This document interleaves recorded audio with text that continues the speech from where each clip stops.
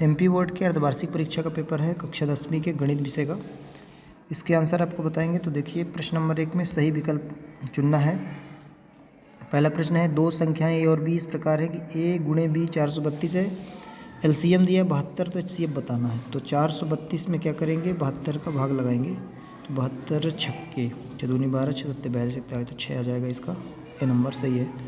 यदि द्विघात बहुपद x square plus x minus 6 के शून्य अल्फ़ा और बीटा है, तो अल्फ़ा इंटू बीटा का मान देखिए सी बटे ए होता है -6/1, तो -6 बी नंबर इसका सही है। a1/a2 बराबर b1/b2 बराबर नहीं है c1/c2, तो इसका क्या हो जाएगा, देखिए इसका कोई हल नहीं होगा, बी नंबर इसका सही हो जाएगा। चौथे में श्रेणी 4, 7, 10 का कौन सा पद 28 है, तो इसका नवा पद 28 हो जाएगा। किसी त्रिभुज में डी समांतर ए बी के है, सी डी का मान दिया है EC और बी दिया है, तो 6 3 18 में 4 का भाग लगाएंगे तो 4 6 16, 4 5 20, सी नंबर हो जाएगा। दो बिंदुओं ए 0 2 है और बी 2 0 है, तो ए बी निकालना है। तो 2 का वर्ग और 2 का वर्ग करेंगे तो 4 4 8 हो जाएगा, √8 में 2 निकल आएगा, 2 √2 हो जाएगा। आगे देखिए प्रश्न नंबर 2 में रिक्त स्थान भरना है। पहला क्वेश्चन है, एक प्राकृत संख्या का अभाज्य गुणनखंड उनके गुणनखंडों के क्रम को छोड़ते हुए अद्वितीय होता है, इसको हो जाएगा अद्वितीय। दूसरा है, घात 2 के किसी बहुपद के अधिकतम 2 शून्य हो सकते हैं, 2 हो जाएगा। तीसरा, यदि किसी द्विघात समीकरण के मूल वास्तविक और समान हो तो उस समीकरण के विविक्तकर का मान शून्य होगा। b² - 4ac यदि बराबर 0 होता है तभी मूल वास्तविक और समान होते हैं। चौथे में, यदि किसी समांतर श्रेणी का यनवा पद दिया है तो दूसरा पद बताना है। तो दूसरा पद यानी 2 रखेंगे, यनवा पद यन है दे, तो यह 9 - 5 2 रख देंगे, तो 9 - 10 हो जाएगा, तो कितना आ जाएगा, -1 आएगा, तो -1 होगा दूसरा पद, क्या होगा -1। दो आकृतियाँ जिनके आकार समान है परंतु आवश्यक रूप से माप समान ना हो, समरूप आकृतियाँ कहलाती हैं, क्या हो जाएगा, समरूप। वृत्त को दो बिंदुओं पर प्रतिच्छेद करने वाली रेखा प्रतिच्छेदी रेखा होती है या छेदक रेखा, कुछ भी कह सकते हैं, छेदक रेखा या प्रतिच्छेदी रेखा। प्रश्न नंबर 3 में सत्य असत्य बताना है। पहला क्वेश्चन है, अर्धगोले का समकोण प्लस 3πr² है, तो सत्य है, पहला क्या हो जाएगा, सत्य। दूसरा, वृत्त के त्रिज्य खंड का क्षेत्रफल πr² θ/360 है, ये भी सत्य है। दो चरों में एक रैखिक समीकरण के अनेक हल होते हैं, तो सत्य है, दो चर के अनेक हल होते हैं। श्रेणी दी है 3 -3 फिर 3 -3, एक समांतर श्रेणी है, तो देखिए सर्वांतर यहाँ पे समान नहीं दिख रहा है, तो ये असत्य हो जाएगा। एक ऊर्ध्वाधर खंभे की परछाई खंभे की ऊंचाई के बराबर है, तो सूर्य का उन्नयन कोण 45 डिग्री होता है, तो यहाँ पे 30 डिग्री दिया है, तो असत्य है।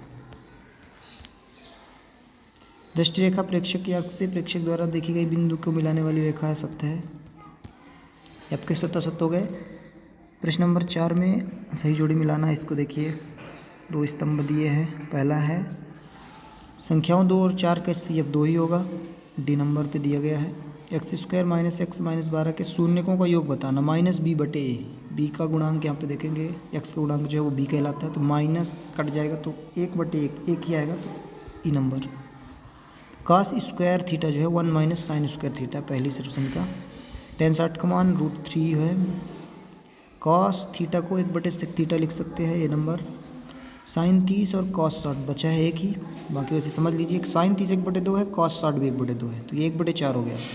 और ये √3/2 √3/2, तो 3/4 हो गया, तो 4/4 1 हुआ, और 2 1 कम 2, cos 0 का मान 1 होता है, 2 1 3 होता ही है, सी नंबर।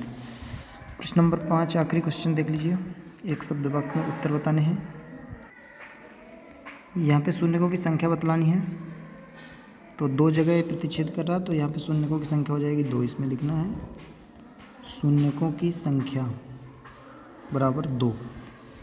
दूसरे में, यदि 2 संतरे और 5 सेव का मूल्य 70 रुपये है तो उस रैखिक समीकरण के रूप में बताना है। एक संतरे का मूल्य x है और एक सेब का मूल्य y है, तो 2 संतरे हैं तो 2x, 5 सेब हैं तो 5y बराबर कितना है, 70। ये बनेगा बीजगणितीय रूप, रैखिक समीकरण के रूप में। तीसरा क्वेश्चन है, ax² + bx + c में विविक्तकर ज्ञात करने का सूत्र है, तो विविक्तकर का सूत्र होता है b² - 4ac। क्या सभी वर्ग समरूप होते हैं, सत्य है, सभी वर्ग समरूप होते हैं, तो सत्य सत्य नहीं है, इसमें बता देंगे हाँ, लिख देंगे हाँ सभी वर्ग समरूप होते हैं। 5वें में, यदि वृत्त कि स्पर्श रेखा पूछ रहा है कितने बिंदुओं पर स्पर्श करती है, तो वृत्त की स्पर्श रेखा बिंदु को एक ही बिंदु पर स्पर्श करती है। बेलन के आयतन का सूत्र बताना है। बेलन का आयतन होता है पाई आर स्क्वायर एच, जहाँ आर त्रिज्या और एच बेलन की ऊंचाई है।